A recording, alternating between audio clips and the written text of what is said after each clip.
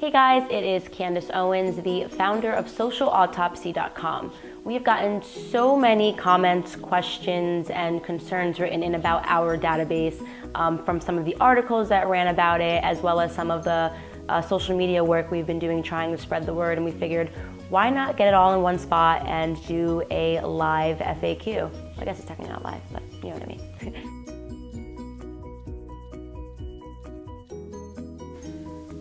How long do profiles last? Good question. Profiles last for 365 days. After a 1-year span, if the user that has been submitted hasn't done anything else, hasn't really said anything that's bad, we totally believe in forgiveness and second chances, and we will drop their name from our database forever. This next question is very alarming to me. People keep writing in asking us, how is this legal? This worries me because I think people are actually shocked that the internet is public.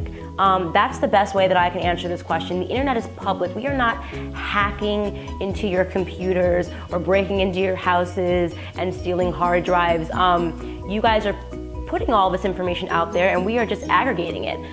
So it's legal because if I can do a Google search and find out all this information, if I want to put it somewhere else, that's all completely fair use. I hope that answers your question. This was a comment from Erin from Connecticut. She said, the site this woman created actually can be used to bully if used improperly. Not that great. Thank you, Erin, but that is actually not correct. So two things. The first is that we don't allow any commenting on our database because we do not want to foster any of the bullying that we are trying to rid the internet of. The second really important factor is that we do not allow people to search by keyword, meaning you can't go to our database and plug in Beyonce and then look at all the comments that were written regarding Beyonce and consider yourself a vigilante and trying to find those people and doing things to them. You also can't search our database for, homophobia and then think that it's going to pull all of the comments that were written that were homophobic. It just doesn't work like that. You have to search our database by name, meaning that you have to actually know who you are looking for, which significantly decreases the chance that anyone can abuse our database and use it for bullying. What if somebody creates a fake Facebook profile and so the screenshots that are being submitted aren't real?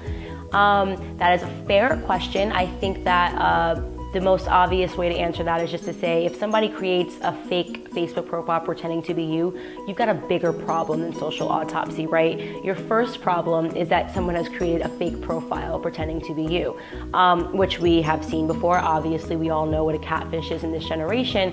We're a secondhand problem and not one that's really that much of a threat. We allow you to write to us, and we will investigate every claim if someone is purporting to be you. And no matter what, in 365 days, it completely wipes from our database. So again, your focus should be on the fact that somebody is pretending to be you. We are not the first database that allows people to create user profiles. I could go on Facebook right now and say I'm Barack Obama. We're not reinventing the wheel here, and some of the questions that we're getting make it sound like, like, oh my God, what if someone makes a fake profile? You can do that on Twitter, you can do that on Instagram, you can do that, on Facebook. So we're not exactly your biggest issue. With that said, if we do investigate and we are able to identify, obviously we do pull user information when things are submitted, that somebody did falsify a profile. What we will then do is create a profile for that person, since it is technically their words, and those profiles will never be removed from our database. The 365-day clause does not apply to anybody that has falsified any screenshots. So keep it honest. What about minors? We are seeing a lot of people that are showing concern for minors, and I guess this is sort of a two-pronged approach, which is first, you guys should be visiting the terms of service on Facebook and on Twitter because they thoroughly explain what it means to be a minor and what you sign up and what you agree for when you check that box and agree to their terms of usage. Pretty much, if you are a minor, you are not excluded from anything if you are posting in a public place saying awful things. With that said, we stand by the fact that we think the best time to be on our database is when you are a minor, because that's exactly what we're trying to do. We are trying to affect their, conscious when they're young, so they know to use the internet more responsibly when they're older. There's no harm, no foul really if you're a minor, right? You have this profile for 365 days. You're not applying to college. You're not, going out for a job. It doesn't do anything to affect your livelihood in any way. So we think that that's really honestly the best time for people to learn. And by the way, we don't want to exclude minors, because minors are the ones that are killing themselves because of what they're reading online, right? We're seeing 10-year-olds, 11-year-olds, 12-year-olds that are committing suicide. Suicides are on the rise for kids that are really young, and it's because no one's been able to get a hand on the bullying, and they, don't necessarily have the tools at that age to know how to cope with it. So that's actually where we are trying to make the most change. This is a comment. I feel that 1 year is harsh for minors. They are still learning. Okay, so you guys that keep saying this are kind of what is exactly wrong with the internet today. Your child should not be given the internet to learn. They shouldn't be trying out the internet, and trying out saying bad words on the internet. You should be sitting down having conversations with them about how serious the internet is. We say that the internet, technology, it's just like giving somebody a gun. You can kill yourself with it, or you can kill somebody else with it. And that is exactly what we are seeing that is happening. And these are the kinds of conversations, the serious tone of the conversations that we want adults to start having with their children. And if these conversations are had because we exist, then great. We don't want minors to be using the internet to learn. I mean, that is exactly why we're seeing so much damage being done on the internet right now. All of that said, it's very important to know, to kind of calm you guys all down, that the overwhelming majority of the submissions that we had to date are not minors. They are coming from adults. They are coming from people that are above the age of 30 even. So what we're gonna see when we launch, what you guys will be able, to notice in terms of the trends, is that this database is not filled with minors. So it's nothing that you really need to be concerned about. I am concerned about the legal and criminal implications of posting screenshots that should normally be investigated through schools and the police with due process. That was from Patricia. Patricia, that comment or question sort of confused me. I don't know why we're talking about due process. We are not submitting these comments, to the police and saying that people should be tried. We're not involved in the due process at all. We are just an archive. If that is your concern should be why these words are being said on the internet at all, not why a secondhand database is collecting the data based off of what's shared.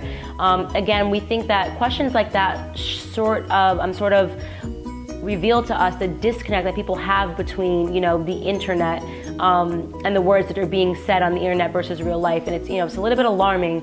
But yeah, that question altogether, we have nothing to do with legalities and due process of law, and we are not working with police to make sure people who say bad things get arrested. So it's wrong database, I think. This next one came from a journalist. John from the Stanford Advocate says, so Owens and her team will serve as judge and jury. Yes, John. That's sort of how it works when you have any company. Mark Zuckerberg and his team play judge and jury when somebody flags something as inappropriate and they decide whether or not they think it's inappropriate. So yes, from our, for our team, we decide what we think meets the standards of harsh language. That's just what it means, to own a company. You get to decide these things. Twitter decides what's appropriate, what can be said, what can't be said on their database, and Instagram decides what's appropriate, what can and what cannot be said on their database. So we, again, are not reinventing the wheel here. We are deciding what is the language that we consider worthy of adding to our database. With that said, we are definitely not acting as the jury. We do not recommend these people get fired or recommend that boyfriends break up with their girlfriends. We are just literally an archive of somebody's words. What people, deduce from that or induce from that, employers, universities, that is completely up to them, and we think that they have the right to do that. How do you think it is a good thing and a just thing to try to ruin someone's career and take away their livelihood over words that are typed on social media? Again, that question terrifies me. There is just such a gap. People think that the internet is like a video game. that they can go home and say whatever they want over social media and then get back to real life, which is why he's using this word livelihood. That is not the case. You are affecting somebody's livelihood with your words. When you log on the internet and you tell someone that they are disgusting, that they are ugly, that they don't deserve to live, that they are fat, you are affecting that person's livelihood. You are making that person sad. You're making that person depressed. The internet is a real thing, and just because you're typing it does not make your words any less real. What you type on the internet is a part of your livelihood, and we stand by that and we stand firm on that. Comment here that says, people need to toughen up. Words from an idiot mean nothing. I've been called names on here. I've been threatened. You take that garbage with a grain of salt. I guess all I am going to say to that is people had that perspective. It would be a really tough time to be a child. Technology is just increasing exponentially every decade, and to say that as human beings we just have to be able to deal with it, and the different forms of bullying that can come, the things that people say to them, we don't think it's right. I disagree with your comment entirely. No is my response to that. And lastly, I will be filing an extortion claim with Ripoff Report this evening. You'll be off to a great start with your new database, fags. Nice.